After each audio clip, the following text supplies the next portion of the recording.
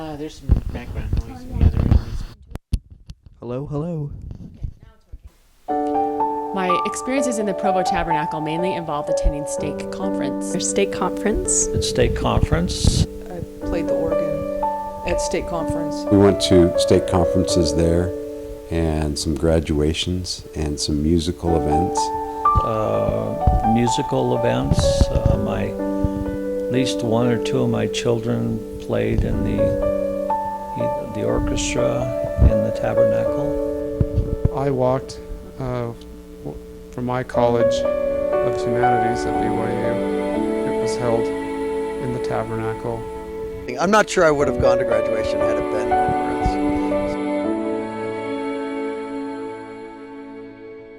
The afternoon sessions were just filled with wonderful colored light coming through the stained glass windows on the west and on the south.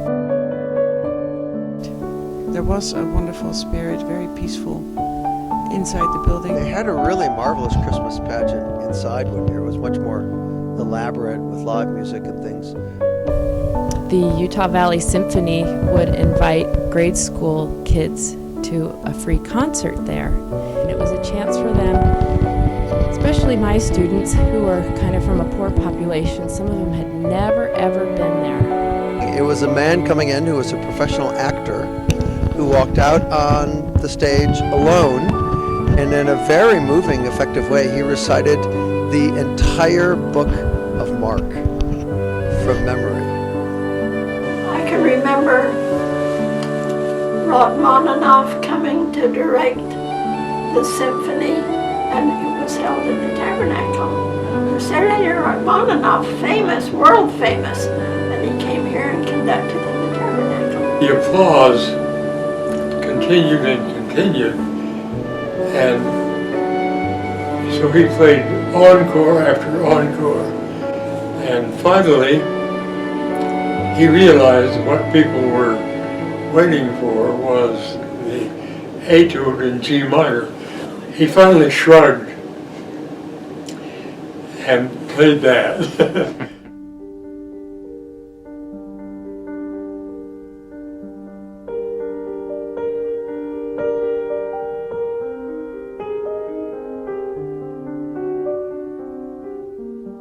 When he played the piano, his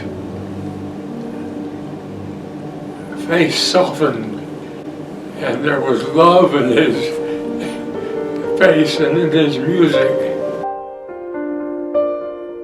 Then the audience was satisfied.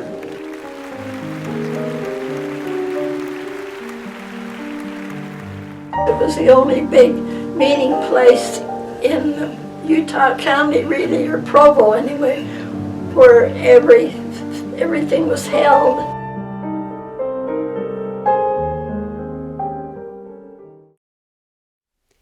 When we found out the tabernacle was on fire, it was about 6 o'clock in the morning on a Friday. I went over at about 5 in the morning and just parked my car adjacent to just south of the tabernacle and watched the flames.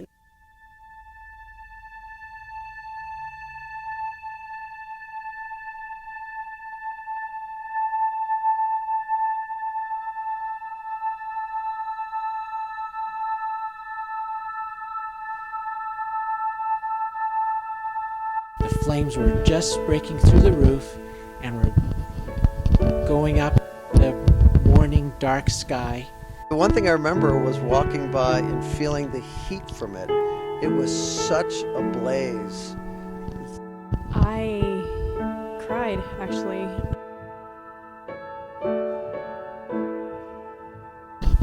I stood there watching the fire for probably 20 minutes, realizing I was going to be late for work, but I just couldn't take my eyes off the devastation. And all day, when we have breaks in work, I'd walk out and I'd watch as the flames kept consuming further. I was standing by my car and I saw the smoke coming out above the houses.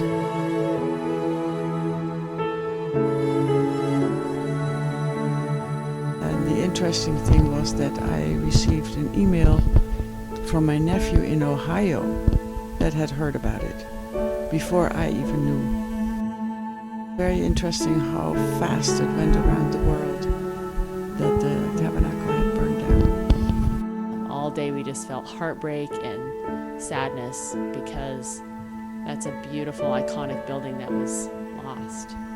I didn't know how it was going to be in my life from that point on, how it would be involved, but I knew that I would miss that phase of my life, being able to go there for a conference and be able to go there for meetings and enjoy being in it any time I wanted to be. A lot of people would really not realize what that building stood for, what it meant to many people in the community. Time that it took between the day it burned, the night it burned, and the announcement that came at General Conference, was it about almost 2 whole years?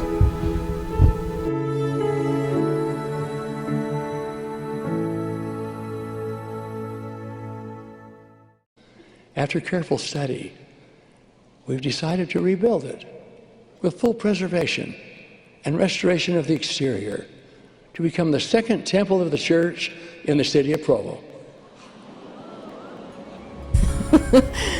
We all burst into tears. That was awesome. It was great. And he announced that the tabernacle would be made into a temple, and everyone was cheering. And some of my kids were in upstairs bedrooms, and the windows were open, and they said they could hear cheers coming from outside, from all up and down the street. All our neighbors were also cheering.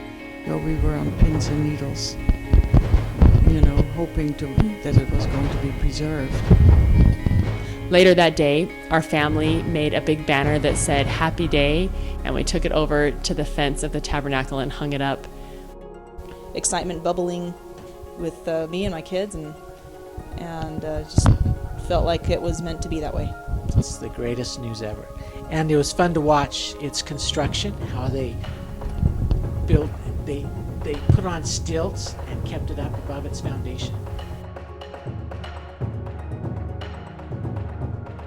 And just the fact that we had to go through a heart-wrenching experience having the temple burn, and feel like a part of our community and a part of our lives had been taken away, and be able to come back as such a huge blessing for all of us.